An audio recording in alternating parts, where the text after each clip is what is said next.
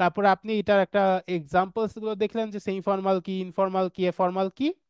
তারপরে আপনি ব্র্যান্ড এটা যে স্কোরিংটা কিভাবে হয়, 4টা পয়েন্টে হয়, ওটা বুঝলেন। তারপরে একটা টপিক আপনাদেরকে আমি সম্পূর্ণ লিখে দেখাই দিলাম, এই হচ্ছে A to Z। এবার লাস্টে কিছু টিপসও দিয়ে দিলাম যে এইভাবে আপনারা নিজেকে কনসিয়াস রাখেন, প্র্যাকটিস করেন।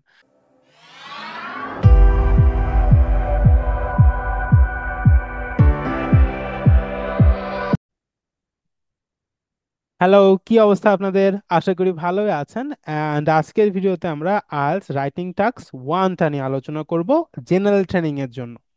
জিটি যেটা আছে এটার জন্য। জেনারেল ট্রেনিং এবং একাডেমিকে শুধুমাত্র রাইটিং টাস্ক 1টা আলাদা, 2টা টাস্ক থাকে তার ভিতরে রাইটিং টাস্ক 1টা আলাদা, আর 2টা দুইটার জন্য সেম। এটা নিয়ে আমরা পরবর্তীতে আলোচনা করব। যারা জেনারেল ট্রেনিং দিবেন তাদের জন্য রাইটিং টাস্ক 1টা নিয়ে আজকে আলোচনা করছি। প্রথমত আমাদের একটা জিনিস একটু মাথায় রাখবেন, আপনারা যেহেতু একটু ডিপলি শিখবেন, একবারে ভালোভাবে শিখে যাওয়াই ভালো। আমাদের লেটার কিন্তু 3 টাইপের হবে, হ্যাঁ। একটা হচ্ছে ফর্মাল লেটার, একটা সেমি ফর্মাল লেটার, একটা হচ্ছে ইনফর্মাল লেটার। আমি খুব সহজ ভাষায় যদি বলি, এই ডিটেলসে না যে, আমি যদি বলি যে ফর্মাল লেটার হচ্ছে আপনি যখন কোনো একটা অফিস আদালতে অপরিচিত লোকের কাছে একটা চিঠি পাঠাচ্ছেন, আপনাকে ফর্মাল লেটার লিখতে হবে, ফর্মালি কথাবার্তা বলতে হবে, ঠিক আছে। সেমি ফর্মাল হচ্ছে আপনি তাকে চিনেন কিন্তু ওরকম পরিচয় নেই আপনাদের ভিতরে, মানে আপনারা তো ক্লোজ না, ঠিক আছে। তো সেক্ষেত্রে আপনাকে সেমি ফর্মাল, আপনাকে একটু সম্মান প্রদর্শন করতে হবে। আর ইনফর্মাল হচ্ছে বন্ধু বান্ধব আত্মীয় স্বজন যারা আপনার খুব ক্লোজ, তাদের সাথে আপনি ইনফর্মাল লেটার লিখবেন। আমি ডিটেলসে একটু দেখাই আপনাদের কি ধরনের টপিক হইতে পারে। আহ ফর্মাল লেটারের টপিকটা দেখেন কেমন হইতে পারে। প্রম্পটটা হচ্ছে, you recently purchased a product online but it arrived damaged. আপনি একটা প্রোডাক্ট কিনেছেন অনলাইন থেকে, এটা ড্যামেজড এসেছে।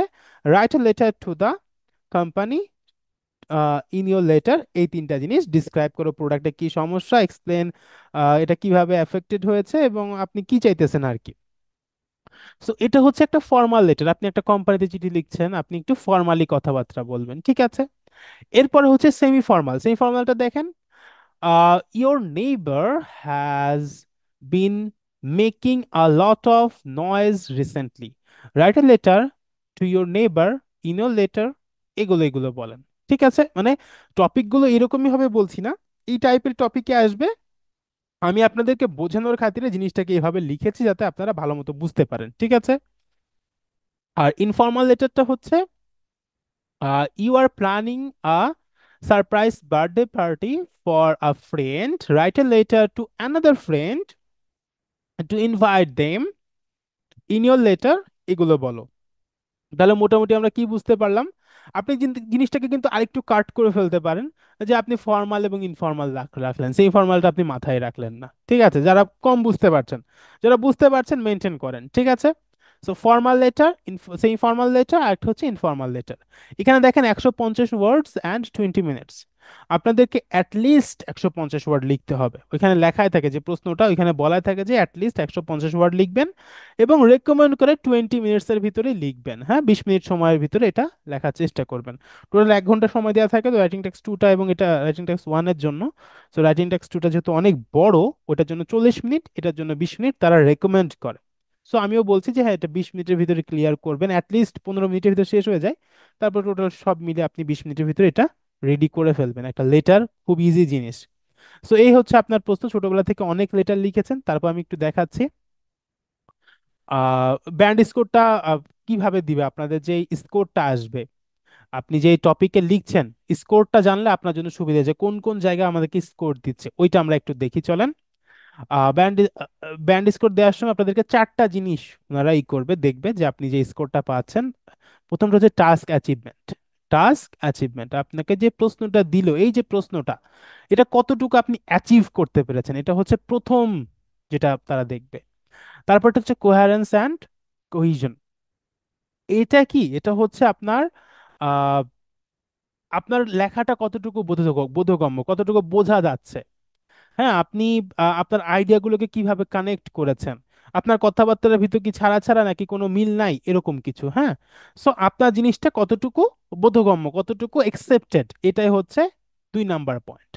3 নাম্বারটা যদি ইজিলি বলি, সেটা হচ্ছে আপনার ভোকাবুলারি দেখবেন। লেক্সিক্যাল রিসোর্স হচ্ছে আপনার ভোকাবুলারি, আপনি কোন ধরনের ভোকাবুলারি ব্যবহার করছেন, আপনার ভোকাবুলারি রেঞ্জ কম নাকি বেশি, আপনি কি একই ভোকাবুলারি বারবার ব্যবহার করছেন, আপনি কি বারবার বিউটিফুলি ব্যবহার করছেন নাকি একবার চার্মিং ব্যবহার করছেন, একবার এক্সটনিশিং ব্যবহার করছেন, একবার ওয়েল ডেকোরেটেড ব্যবহার করছেন, ঠিক আছে? সো লজিক্যাল রিসোর্সটা অনেক ইম্পর্ট্যান্ট। এবং লাস্ট হচ্ছে গ্রামাটিক্যাল রেঞ্জ অ্যান্ড অ্যাকুরেসি। এখানে নাম্বার কাটে, কিন্তু প্রচুর নাম্বার কাটে, যে তারা লিখে যাচ্ছে কিন্তু গ্রামাটিক্যাল ভুল হচ্ছে প্রচুর। গ্রামাটিক্যাল রেঞ্জ বলতে আপনি কোন ধরনের গ্রামার ব্যবহার করছেন, আপনি কি সব সিম্পল সেন্টেন্সে লিখছেন নাকি আপনি কিছু অ্যাডভান্স সেন্টেন্স যেমন কমপ্লেক্স সেন্টেন্স, কম্পাউন্ড সেন্টেন্সও লিখছেন, আপনি কি শুধু প্রেজেন্ট সিম্পল টেন্সে ব্যবহার করছেন নাকি আপনি পাস্ট পারফেক্ট টেন্সও ব্যবহার করতে পারছেন, যেখানে যেটা ডিমান্ড আছে। সো এই যে আপনার যে গ্রামারের যে ভেরিয়েশন এবং সেটা কতটুকু অ্যাকুরেট, এই চারটা পয়েন্টের উপরে আপনাকে 9 মার্কের ভিতরে মার্ক দিবে। ঠিক আছে, এই হচ্ছে আপনার প্রশ্ন, এই হচ্ছে আপনাকে অ্যাচিভ করতে হবে। এবং এটাকে আপনাকে একটা স্যাম্পল অ্যান্সার দিয়ে আমি অ্যান্সারটা দেখাই, তাহলে ভালো বুঝতে পারবেন আপনি। ঠিক আছে, একটা স্যাম্পল অ্যান্সার দেখাই। সো দেখেন এখানে টপিক অ্যান্ড স্যাম্পল অ্যান্সার একটা টপিক দেয়া আছে, ওই প্রথমটাই, you recently purchased a product online but it arrived damaged, write a letter to the company in your letter. এই তিনটা জিনিস আপনি ডিসক্রাইব করবেন।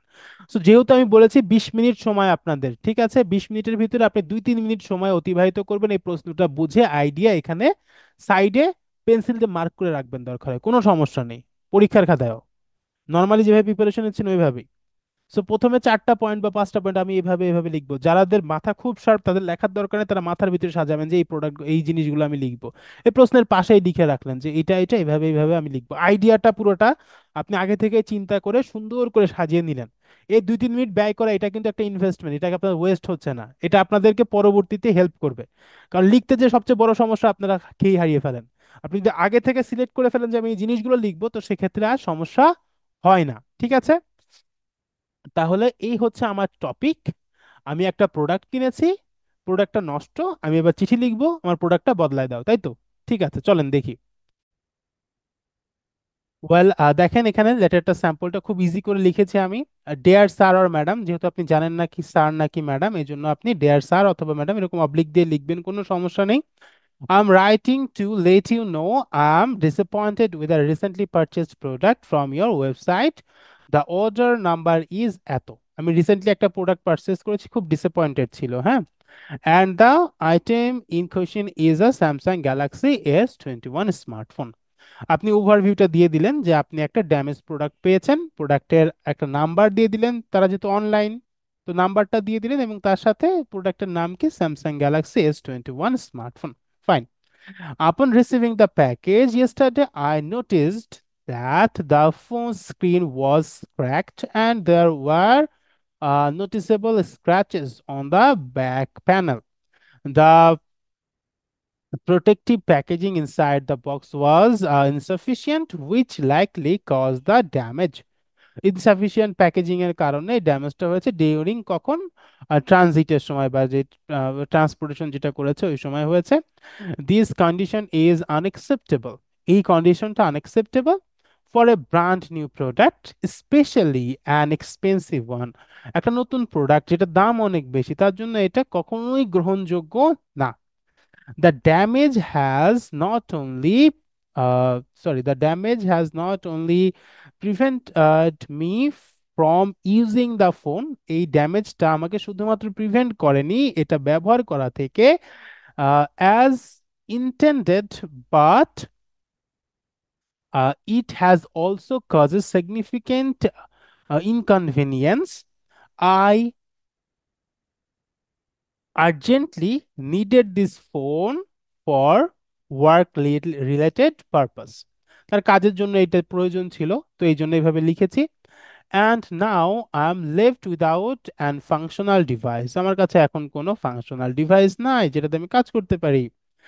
This delay has impacted my productivity, আমার প্রোডাক্টিভিটিতে ইম্প্যাক্ট করেছে।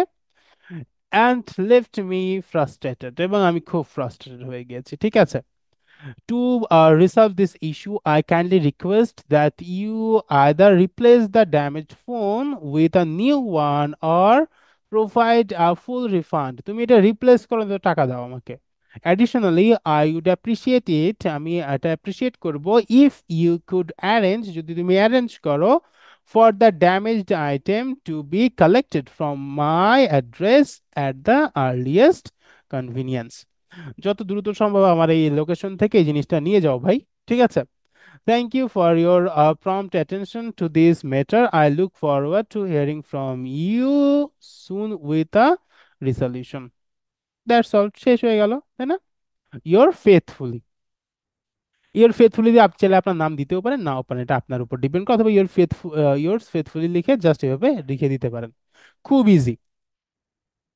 সো এই হচ্ছে আমাদের স্যাম্পল লেটার। আমরা একটা টপিক পেলাম এবং স্যাম্পল লেটার লিখলাম। এখন আপনাদেরকে কিছু টিপস আমি দিব যেটা আপনারা মাথায় রাখবেন, সেটা হচ্ছে কি tips for writing task 1।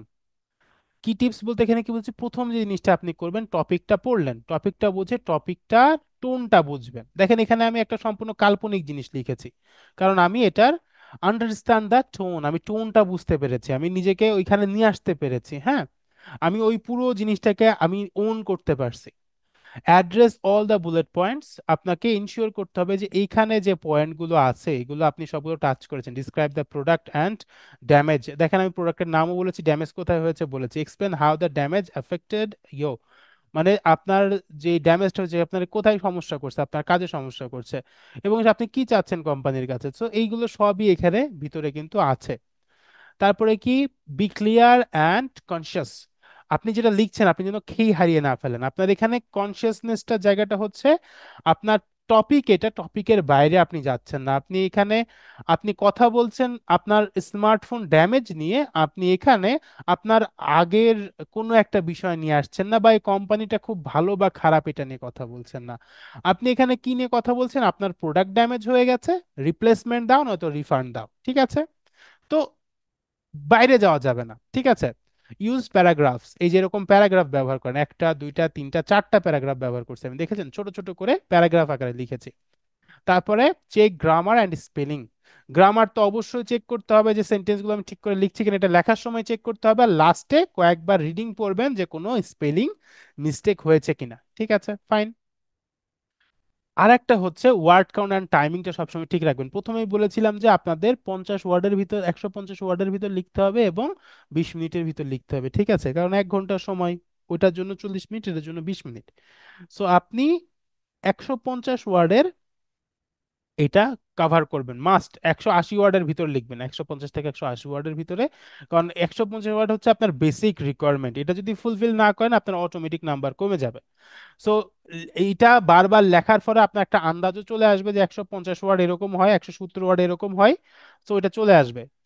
Right at least 30 letters, এটা বলার উদ্দেশ্য হচ্ছে যে এই টাইমটা ম্যানেজ করা এবং এই 150 ওয়ার্ডের যেই মানে আনকনসিয়াসলি যে ম্যানেজমেন্টটা ওইটা যাতে চলে আসে। হ্যাঁ, তারপরেও বারবার লেখার সময় গুনবেন, কোনো সমস্যা নেই।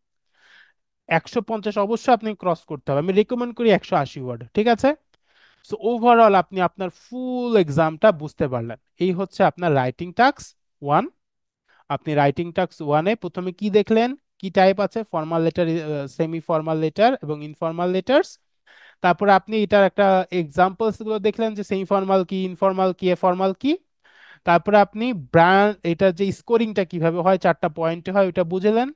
তারপরে একটা টপিক আপনাদেরকে আমি সম্পূর্ণ লিখে দেখাই দিলাম, এই হচ্ছে A to Z।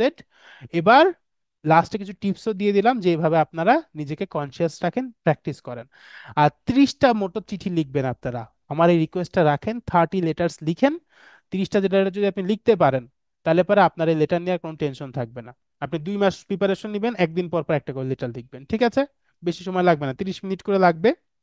সিলেক্ট করবেন, 20 মিনিট টাইমার দিবেন, 20 মিনিটের ভিতর লেখার কমপ্লিট করার চেষ্টা করবেন। ঠিক আছে। তো আশা করি আপনারা প্রিপারেশন নেবেন। তারপরেও যদি কোনো সমস্যা থাকে যে আমি জিনিসটা বুঝতে পারছি না, এটা আমাদের সহযোগিতা লাগবে, আপনারা আমাদের কমেন্টে জানাতে পারেন, আমাদের হোয়াটসঅ্যাপ নাম্বার দেওয়া আছে সেখানেও টেক্সট করতে পারেন, আমরা সেই টাইপের ভিডিও আপলোড করে দেওয়ার চেষ্টা করব। আর আমাদের গ্রুপস আছে, সেই গ্রুপে আপনারা চাইলে জয়েন হয়ে যেতে পারবেন। তো আশা করি আপনাদের অনেক হেল্প হবে। আর শেষ পর্যন্ত ধৈর্য ধরে দেখার জন্য অসংখ্য ধন্যবাদ। আগামী ভিডিও দেখার আমন্ত্রণ জানিয়ে আমি এখানে শেষ করছি।